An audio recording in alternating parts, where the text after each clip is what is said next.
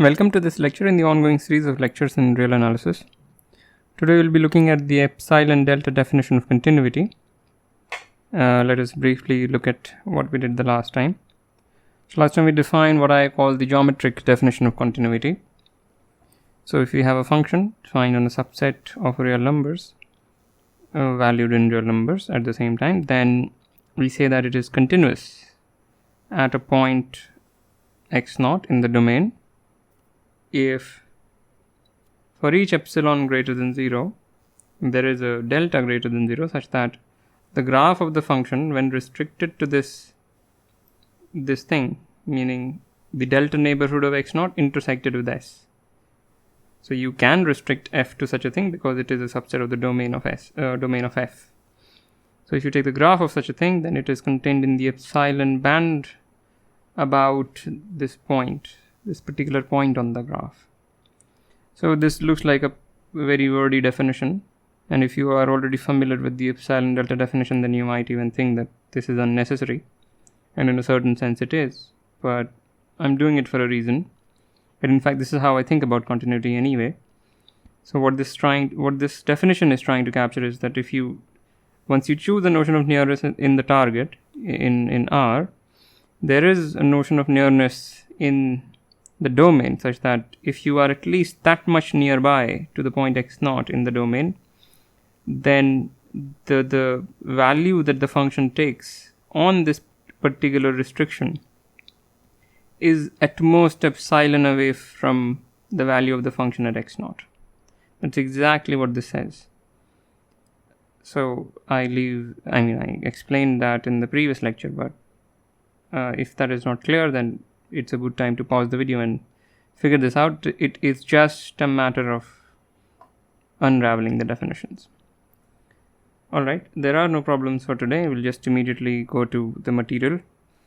And today we'll be discussing the Epsilon-Delta definition, which is really a tautological reformulation of the geometric definition. Or one could say that the geometric definition that I stated is the tautological reformulation of the Epsilon-Delta definition. However, I will do everything in gory detail. So again, we start with some function defined on a non-empty subset of real numbers, and we fix a point in the domain. So then what we want to say is that then the following are equivalent.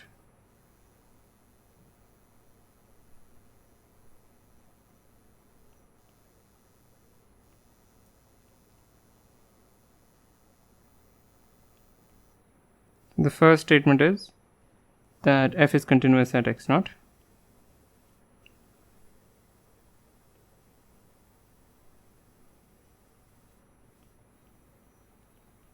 So when I write this, I mean the way we define continuity. Our definition of continuity is the geometric definition. Everything else, when I write Epsilon-Delta definition of continuity, here I cannot just redefine a concept I've already defined. I'll have to prove its equivalence. So we are not redefining anything, even though the name of this lecture has the word definition in it.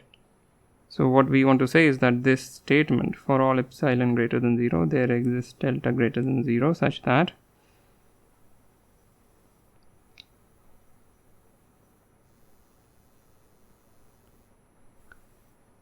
whenever x is a point which is at most delta away from x0, and of course it is in the domain, then the image is at most epsilon away from fx0.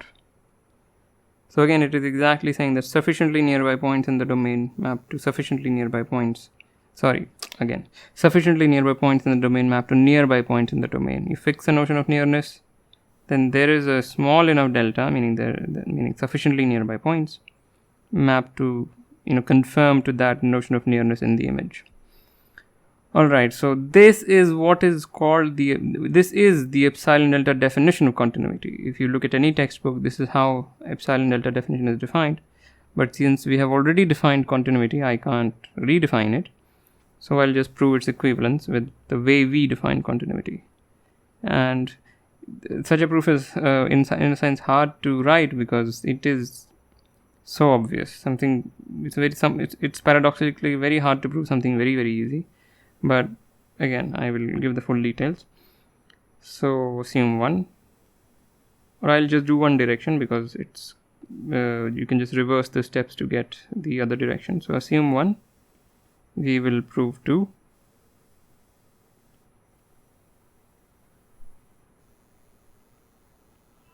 Okay, so to prove 2, fix epsilon greater than 0.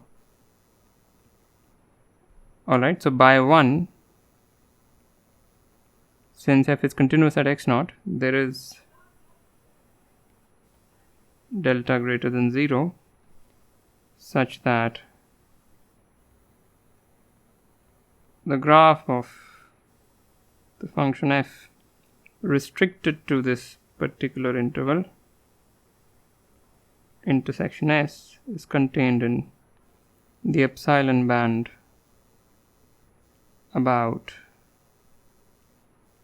x0, fx0. Okay, so therefore, if x is in this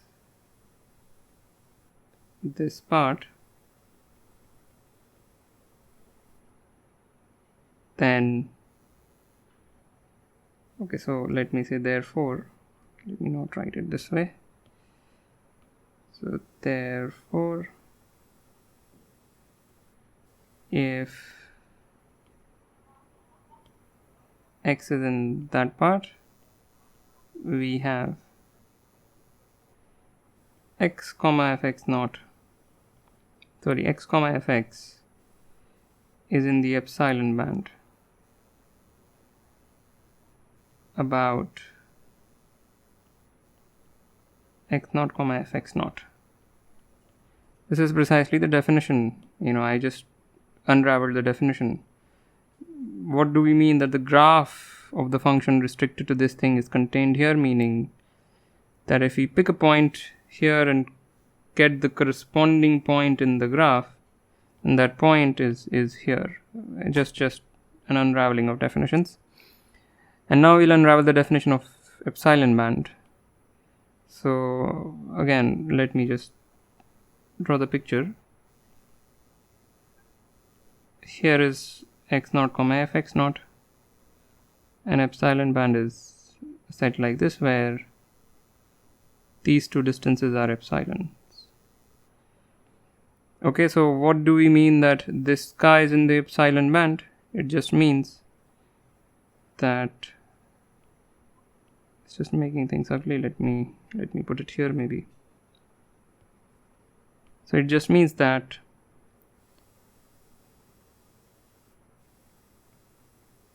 fx minus fx0 is at most epsilon. That's what it means. So okay, so what we did was we started with some fixed epsilon, and we said that there is a delta such that whenever x is here, the following happens. So far what we have shown is that x, whenever x is in this region, we have the distance between the two things is at most epsilon. But this is just another way of writing. So let me not put 2 implies sign. This is just another way of writing that whenever the left hand side happens, the right hand side happens.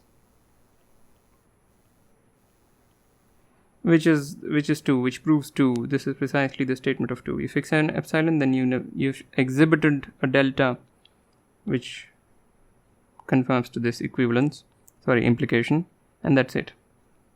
And you can just reverse these steps to get from 2 to 1, so these two are equivalent. So again, this is the tautology, but anyway, what can you do? So lastly, let me just make or rather give an exercise. So what we have is, as usual, a function from a subset of real numbers to real numbers. And I want to say the following. So let x0 is in S So fix a point. So then the exercise is as follows. Then f is continuous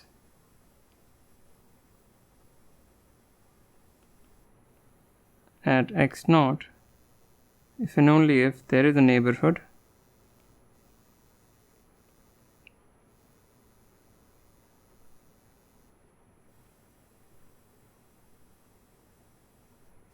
u of x0 such that f restricted to this neighborhood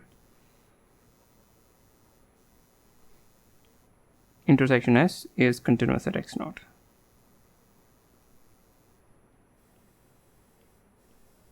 This is a trivial statement, but it is important to realize that it is true. And this is what we mean when we say that continuity is a local property.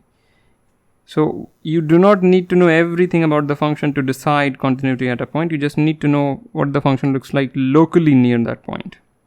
That's what this statement is capturing. So that is why we say that continuity is a local property. And this is a very simple exercise, so I won't do it. So yeah, this is so much for the Epsilon-Delta definition. As usual, like, comment, share, subscribe. I also have Patreon. The link is in the description below.